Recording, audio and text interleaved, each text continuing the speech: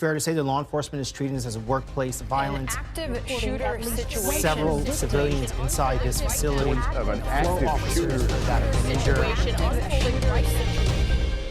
Who will help the victims? With over 25 years of expertise, Paul Marshall is responsible for the formation and growth of McGowan's active shooter workplace violence insurance program.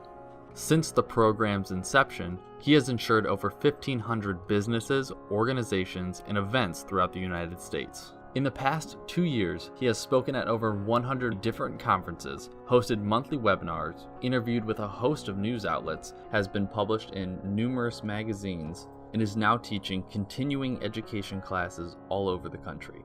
What drives him and his team? How are they helping? I've been in insurance for 25 years, and most of the time we've been insuring healthcare organizations in the event that someone gets hurt, a victim, if you will, maybe medical malpractice or abuse or neglect, etc. And so we insure organizations in the event an accident happens, something bad happens to someone, and we need to go out and say we're sorry. We need to pay for damages. We need to help the organization help on the public relations side of things. So a part of this coverage already exists. The shooting component of it is kind of erupted just recently, as we know, where the attacks became less terroristic type or terror type attacks, such as the Boston bombing or 9/11, into more of a domestic terror attack, a deadly weapon attack, workplace violence, where these things are erupting, where I feel that the social norm of society has changed recently. And I don't know if the world has changed because of the U.S. or if the U.S. has changed because of the world. Those things are debated. Certainly no country is immune to this, and that we've seen these horrible, dreadful attacks and violent events occur everywhere. In Ohio, I remember distinctly thinking about this when we insured a number of healthcare facilities, and in 1 year, within a span of months, there were 3 healthcare facilities that had tragic active shooter workplace violence events. These policies had to have a lawsuit to respond, to help reach out and help the victims. And as I sat back and I said, well, we need to help the victims. Unfortunately, more and more of these events were happening.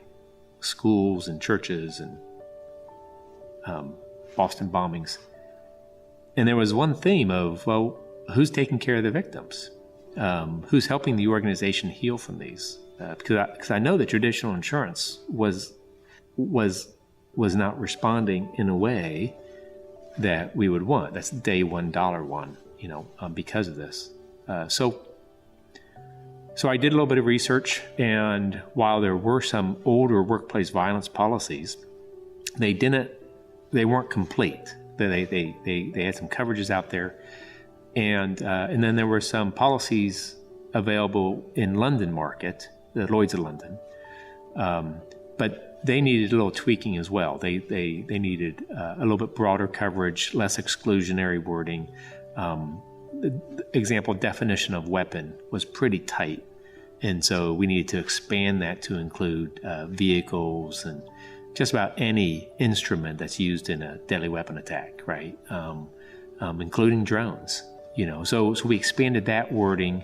We wanted to make sure that coverage responded to any type of violent act, regardless of the number of casualties. And so we put,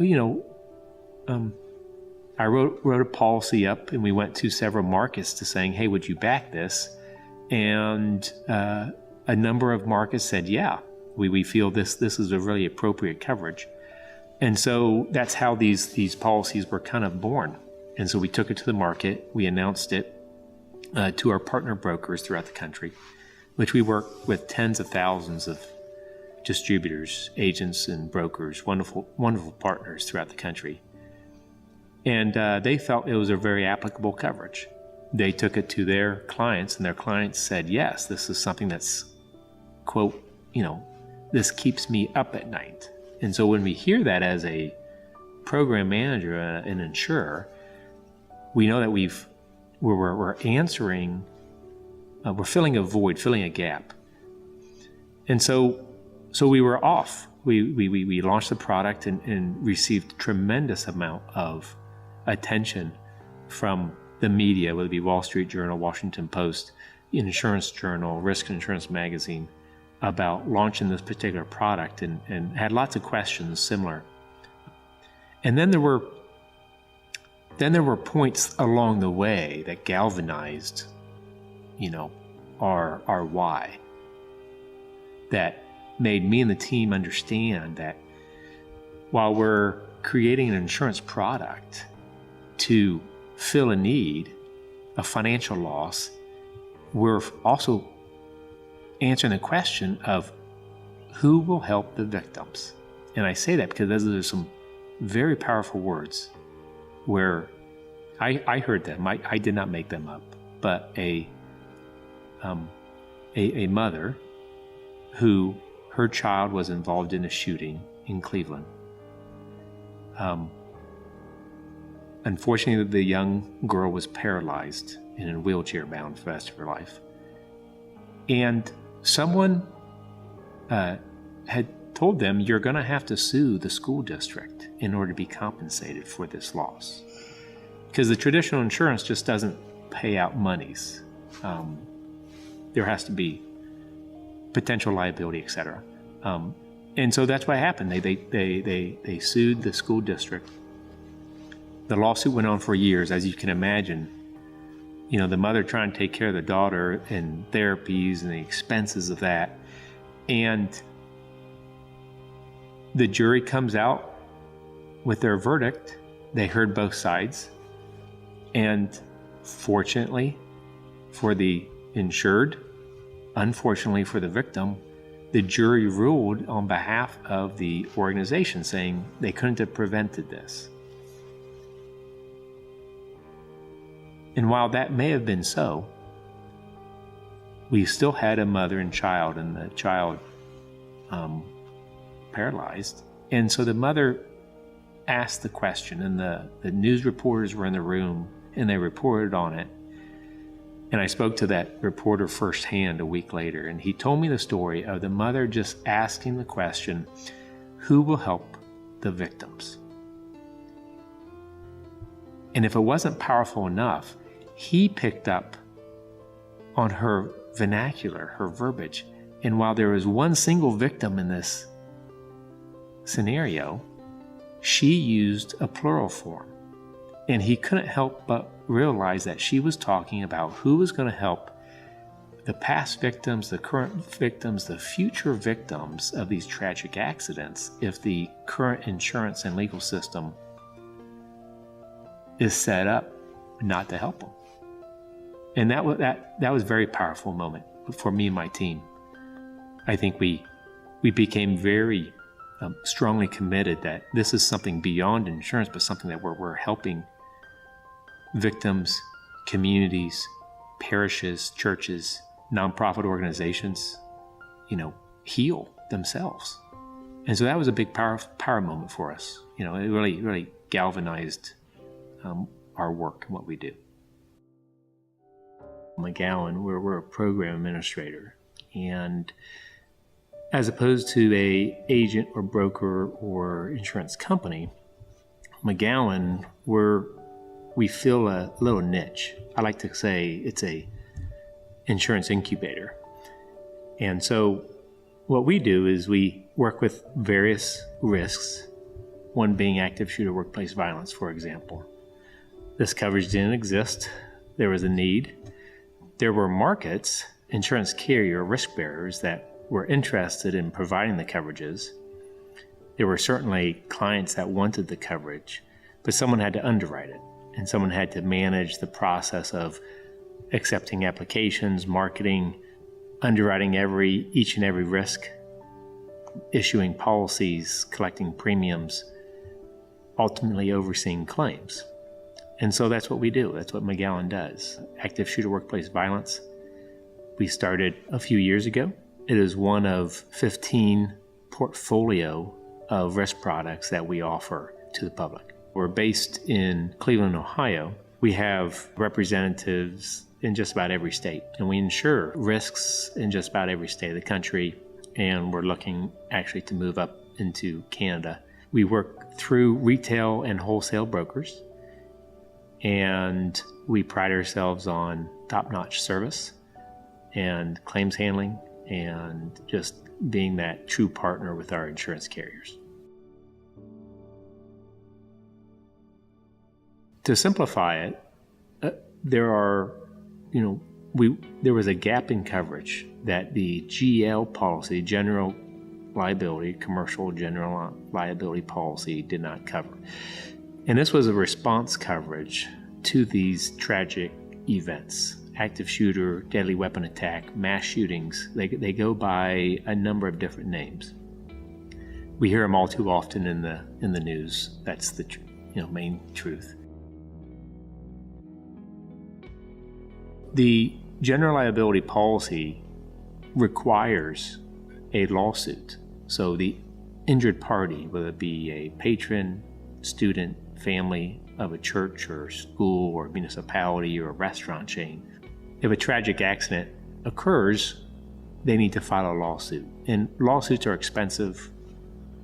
They're sensational. They cost a lot of money. So we created a product to respond day one, dollar one, to help the victims recover and the communities recover. And so the first part of our active shooter workplace violence programs is that day one coverage. So we will reach out to the victims, immediately will provide counseling services, medical expenses, funeral coverages. If there's deaths, we'll provide death benefits to the beneficiaries. And this helps an organization, a hotel, a cinema, university, school, church, etc., respond in an act of kindness, in an act of humanity. That's one of the big differences that we're seeing just in recent months of the development of this product. The other part of the product, or the second part I might say, is the increased expenses that a organization will incur in the event of these tragic accidents. For one, there could be a massive business income loss. The Aurora cinema shooting, the cinema was closed for 6 months without revenues. Virginia Tech spent millions of dollars refurbishing the hall and on public relations and crisis management to help make the public feel safe to come back to the university. We're seeing this time and time again where organizations spend a lot of money. City of Fort Lauderdale Airport spent over $750,000 reuniting the luggage with the passengers. It's an odd expense, but that's a lot of money. So these expenses are reimbursed for the organization to help keep them being an organization. One example of this not happening would be the Pulse nightclub shooting, where Pulse nightclub doesn't exist anymore. Literally, the business was ended. A wonderful business serving the community was ended because of a mass shooting. So these risks are real, and so we like to feel we help organizations offset these exposures. The third part is the third-party liability, where many times these tragic events have large lawsuits, expensive lawsuits. And at that point, no organization is asking what is enough insurance. They're asking how much insurance do we have, and do we have enough? So while our primary coverage to any general liability policy, meaning we're first dollar, we insulate the general liability policy and excess coverages of these large lawsuits. So those three basic parts make up our active shooter workplace violence program as standard coverages. And As time goes on, we're being asked to pick up various exposures, such as tear down, rebuild, and cost for memorials.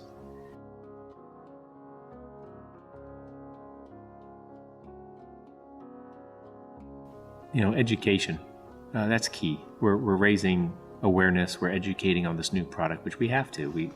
This product didn't exist a couple years ago. And so I'm speaking to really anyone who wants to listen to me, which a lot of people amazingly want to listen to me about this topic, where we've kind of put ourselves out there as one of the leaders in this line of coverage. And I think that comes from processing and managing and speaking to hundreds of risk and exposures and agents and insureds every month. And so we learn from them.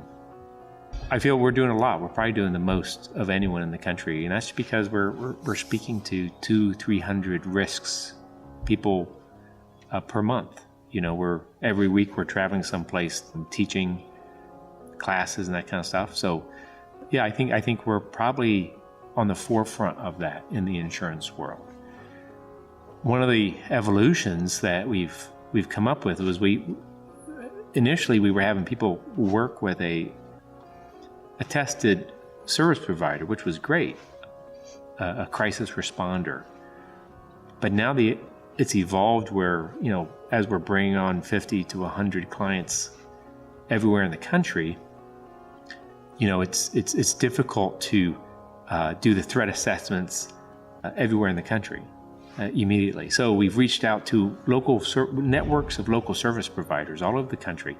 And a lot of these are the first responders, the police departments and firemen, the sheriff departments, who are doing an incredible job. Department of Homeland Security, I just spoke with them at a conference, and they're offering threat assessments to anyone who asks. And so I think that's the key, is the awareness that it's okay to have sheriff or police in your building and talking to your employees about run, hide, fight, or ALICE training, or basically how are we going to respond if an active shooter situation or an act of workplace violence arises. What's our initial response? And if we can get people from the fright phase into a flight or fight phase, right? So there's a fright where people initially are locked up and they don't know what to do. If we can move people very, very quickly through mental training, right? That I need to stay calm and move and work the plan. The plan is, whether it be as simple from the FBI, run, hide, fight, I think lives will be saved. And so that means a lot to me. I mean, I with having 6 kids myself and a number of them in school, I want to make sure if an event were to happen that they get home safely, as I do with our clients and friends and employees and staff. So education is very important.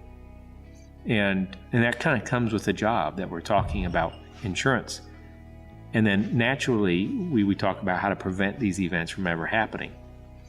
And so talking to people about what to do in the event of a deadly weapon attack is needed and very fulfilling part of our job and our mission. So yeah, I think we're making places safer on it every day.